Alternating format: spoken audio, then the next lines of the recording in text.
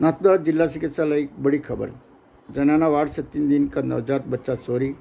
बच्चा चुराने वाली महिला आई थी नर्सिंग स्टाफ की ड्रेस में। बच्चे की जांच करने की बात कहकर ले गई। नवजात को काफ़ी देर तक मां के पास बच्चा नहीं पहुंचने के बाद हुआ खुलासा। सूचना के बाद नाथद्वारा थाना पुलिस पहुंची मौके पर। पुलिस ने अस्पताल में लगे सीसीटीवी कैमरे को खंगाला। सीसीटीवी कैमरे में 2 संदिग्ध महिलाएं साफ दिखाई दे रही है, जिसमें एक महिला ने नर्सिंग स्टाफ की ड्रेस पहन रखी थी। नाथद्वारा के सुखड़े नगर का रहने वाला बताया जा रहा है।